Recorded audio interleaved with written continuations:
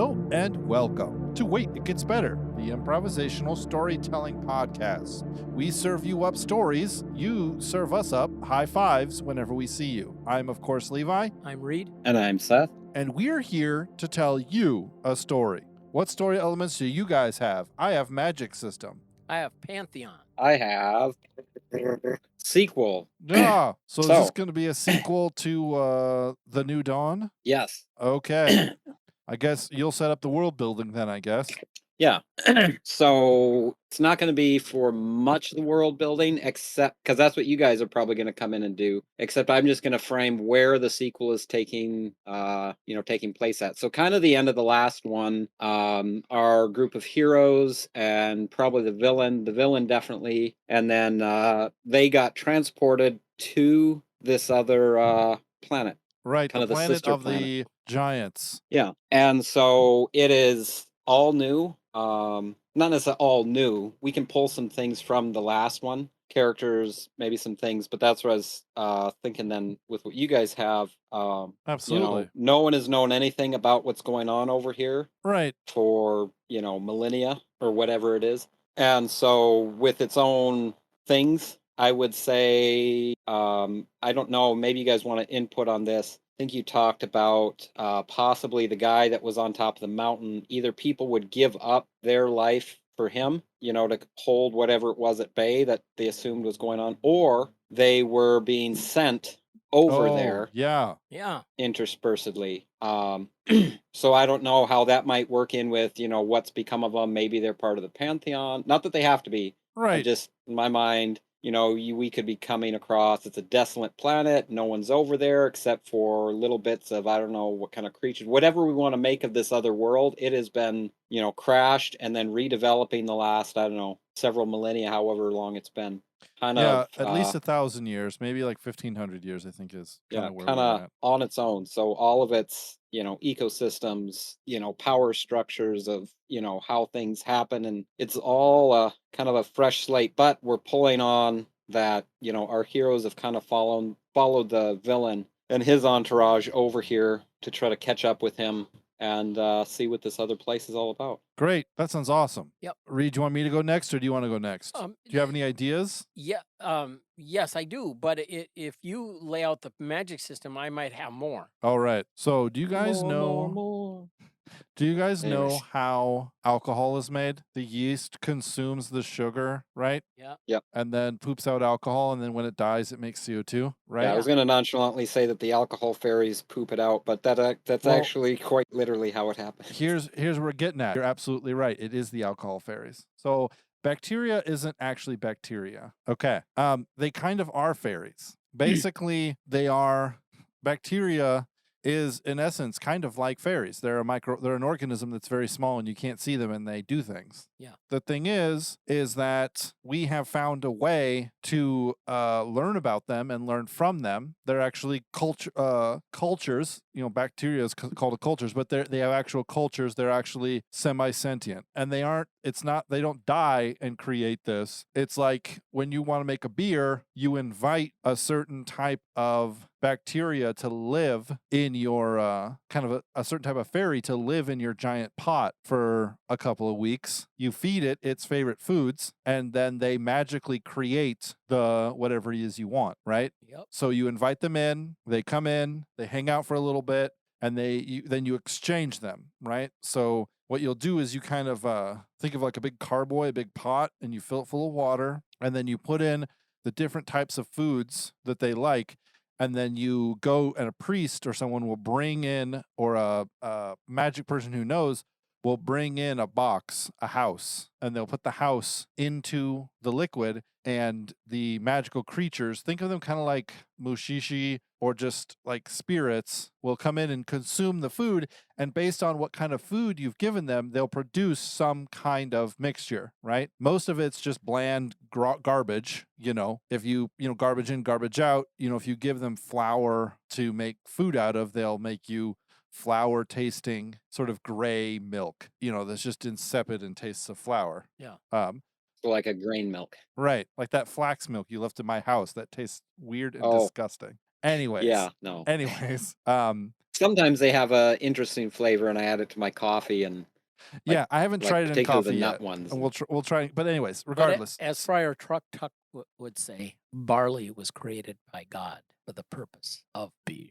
yeah, basically. But these creatures are vast and varied and have consciousness and will, right? So I've done some brewing in my life, and it seems like sometimes the yeast is better than other times. And I've worked at breweries before, and sometimes it feels like you're kind of playing games with the beer to get it to come out and pour right, you know? And all I'm doing is taking that concept and saying, yes, because they're magic little creatures. Right. Of Right? course they are. And so there is like your 100 prescribed sort of recipes, you know?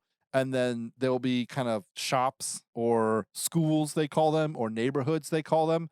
And it's like a shop, and you go there, and then you pay them a certain amount of money, and they bring a house to you. A house being a thing that contains these fairies or creatures, right?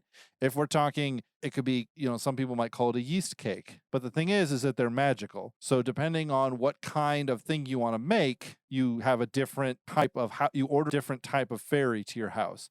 You don't ever take it yourself, the yeast yourself. It's all very kind of religious. So like people will, not religious, but it's all very kind of official, right? People will go into a place and like it's the spring and it's the first thaw of the spring, and everyone's making a big old vat of preserved cabbage, you know, or it's the fall and everyone's making a big old vat of preserved cabbage, and so the house tender or whatever will come and he will bring these little houses to everyone's giant crock in their backyard, you know.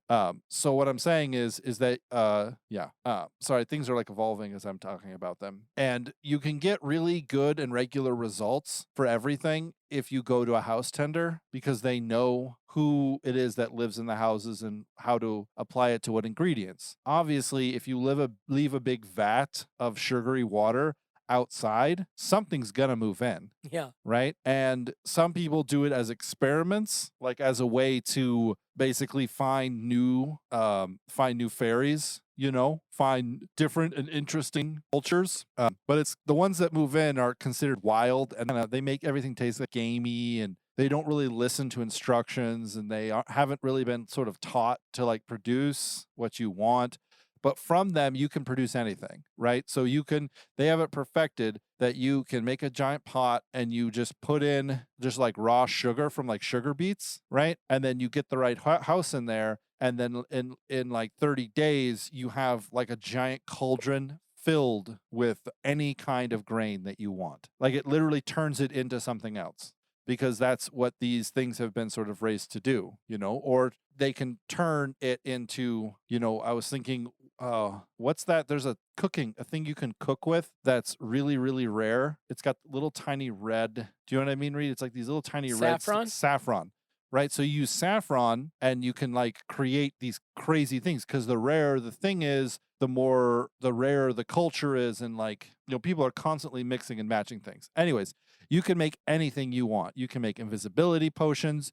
You can make potions that make you fly. You can make potions that, you know, some people are experimenting with potions that sort of turn you into an animal for a couple of hours or make you really strong. Obviously, the harder to get ones are the weirder ones are harder to get. So just like health potions are very easy to get because it's a very simple thing and the cultures are widespread, you know. But different groups of people will sort of hoard different specific abilities. And you're not supposed to, it's like considered taboo to have the cultures live inside of you, right? There are people talk about letting the cultures live inside of you and have them do their work like inside of you, and that's considered like kind of weird and taboo. Like, why would you want them to live inside of you? You need to make the thing and then consume it, you know. But there are strange people who eat weird food and, you know, allow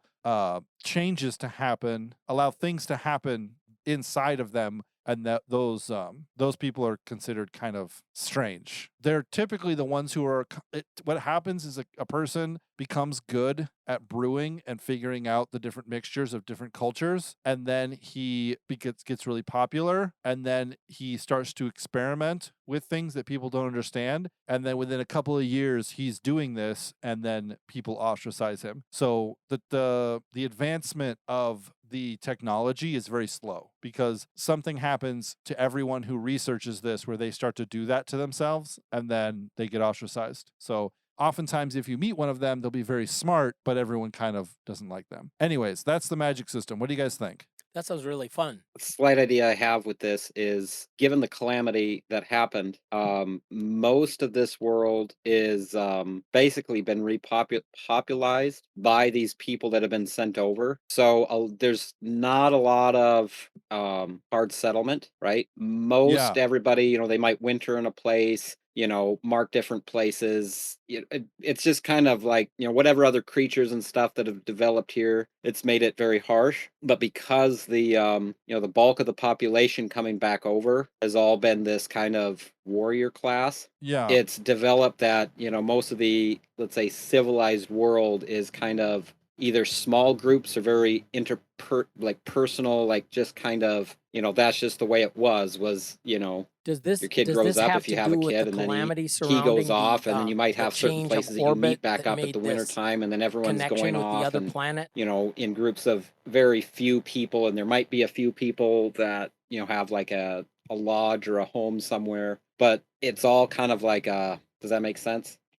I think so, but mainly because a lot of, let's say, the population that's they're fighters here had to survive the calamity. If they survived the calamity of the previous one, got pretty scattered, and then the main bulk of the people that have now come here, that main guy has been sending over here. Yeah. Right. So they're not necessarily farmers. They're not, traders. They might have some survival skills. So the culture of anybody that's here is like kind of like roving, not roving bands like huge, but like or anything like that. Yeah. All like a ranger class, like just kind of going out, finding what they can, coming back to a place that maybe over the years their grandfathers figured out that it was safe, and then 5 or 6 of them might huddle up somewhere for a winter, and then go out, and have their. So there's no like huge. I kind of like the idea that the bacteria culture guys, the little boys who live inside does the that houses, make sense, or what do you guys think? Are the thing that broke through the firmament All right. of this planet. I don't know. That was my 2 bits as far as that going along, but it was like a giant meteor or something that broke through the firmament, and then the rock or whatever split and broke apart all around the world, and then the creatures started to develop. Kind of how they say, some people theorize that life was seeded on Earth, is that like a passing asteroid with some like bacteria landed on Earth, and that's what evolved to be humans. That same idea that's what these things are. Oh, right. They weren't the ones who their firmament was. Yeah, that's right. Yeah, it could have come after that. Maybe I should throw I'd say what the idea going I had off of what was set up in the last here. one, it could have come after that. This goes back pre-calamity. I think it was this race of people. What was established in the last one is that they figured out how to get to space, but by doing so, they broke through their own firmament. And I don't actually plan to. But the wise old man, the warrior that was up on the plateau, right? And he was basically holding in check the invasion from this planet where now, the stone monsters, the stone giants, right?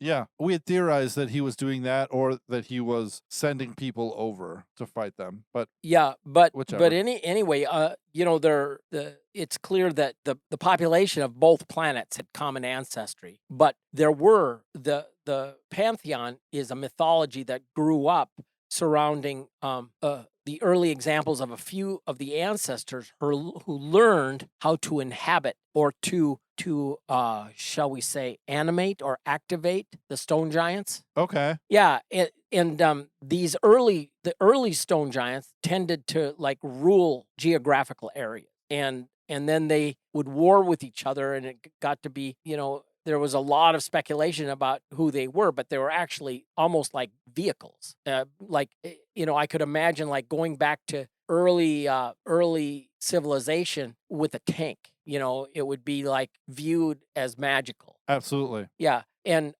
so these guys, the first guys, they would a mythology grew up around these ruling stone giants and they tended to set up and rule a geographical area and then war with each other, and then they would bring some more guys on to inhabit more stone giants, and then I don't remember all the things that came around with invading the sister planet, but that was a thing. But rather than like Greek mythology or whatever, where you have the god, the wind god, or the sun god, or the god of war or fertility, Right. These were more like less godlike and more warrior-like. Does that make any sense? But yet, their immense power was obvious. I mean, you have a 100-foot tall. What did we say? Yeah, between 1 and 400 feet tall. Yeah, these giants. That would let's just say it would change the dynamic of the phalanx, so to speak. Wop wop. So this mythology grew up around and gave these guys kind of like a godlike aura, a mythology. And then the calamity came and kind of crumbled. Destroyed the civilization that they had built up, and yet these a belief that in these stone giant characters still persisted, and they would be named after the city that they ruled from, for example. Right. So the stone, basically, there was the race that was there, and they found the giants, the suits. Yeah, and how to animate the stone. There may have been some of this. I was thinking in connection with the fairy, if these fairies were left to themselves, like what would happen if there was an action taken, like on the side of a mountain, on a cliffside, for example. Right. And then you got hundreds of feet of solid rock becomes animated and is seeking direction.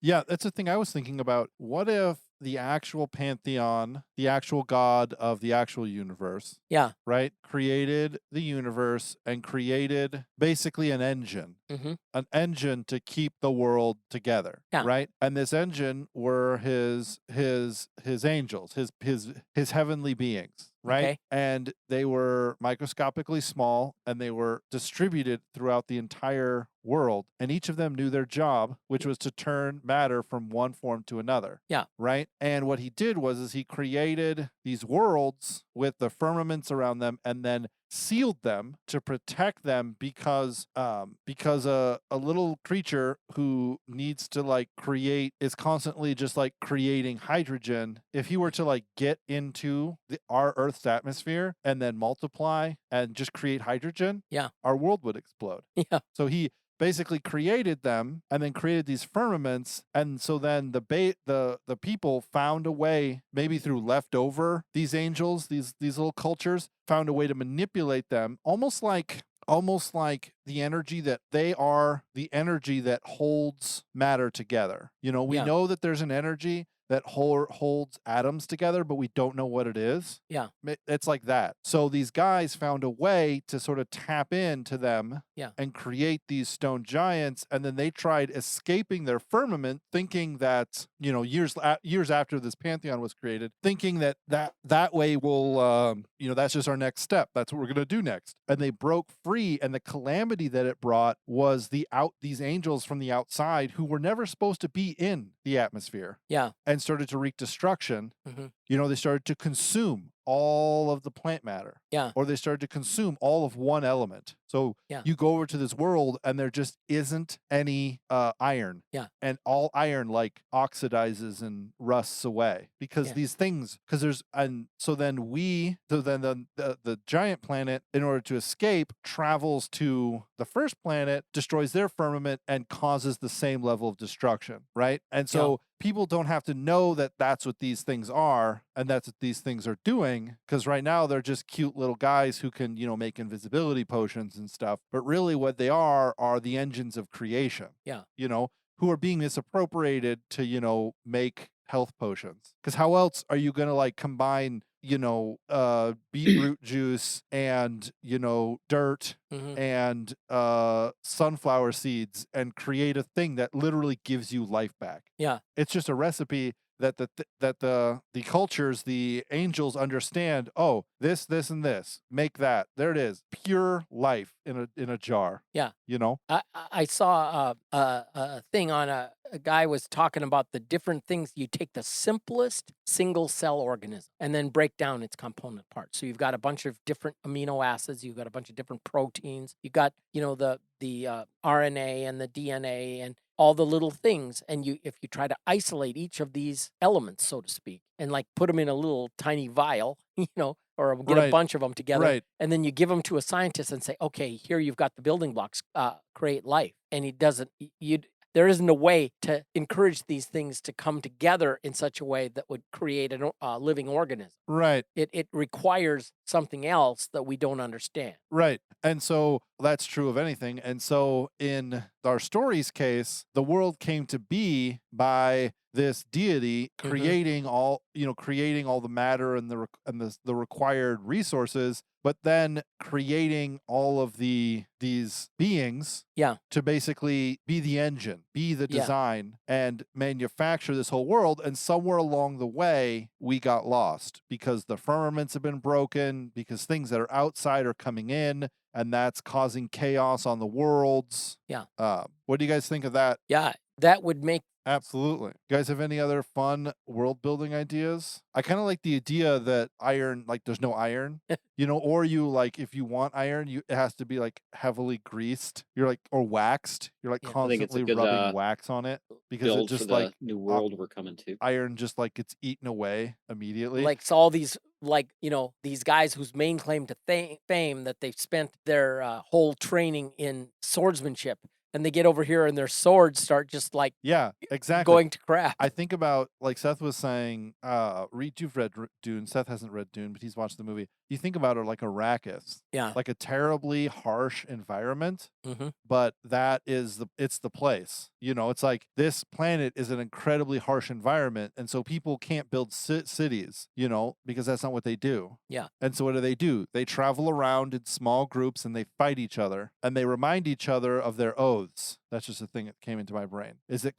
they're constantly reminding, because every single one of them is a descendant of, or is a person who came up the mountain and challenged the swordsman and was convinced to come here. And I would say there's some women swordsmen, so there is descendants and there's children. Mm-hmm. It's very few and far between because it's a harsh place. But every single person is either a descendant of or someone who did that, So it's like, talk about a warrior society, talk about like a terrifying force to be reckoned with. Yeah, and I like that you threw in like there would be from time to time like one with the right characteristics would like actually take over, and that guy, the guy that had been there, would come, would go on to the next planet. Yeah, and maybe that's one of the things they're doing is they're all they know that the original guy, hundreds of years ago, the original guy did come over. Yeah. And he apparently knew what was supposed to be next. And so everyone's kind of like, not lost, but everyone's kind of, it's like a giant holding pattern. They fight, they war, they travel, they train, and they're just kind of waiting for something to happen. Something has to happen, Maybe every couple hundred years, like a giant surfaces, and then people sort of pour from all corners of the world to like fight it. Yeah. Anyways, that's a kind of a good place to start. We will pick it up next week. If you want to hear more of episodes, you can look us up on, anywhere really, where you find podcasts. We'd be happy to serve you anywhere. Our website. If you want to give us a cool suggestion about your ideas, I'd love to hear it. Send me an email at waititgetsbettercast@gmail.com or at me on Twitter, at @getsbettercast. If you thought that this story was kind of boring, the lead up, and, not very interesting, and we should just switch to something else, I would say just wait. It gets better.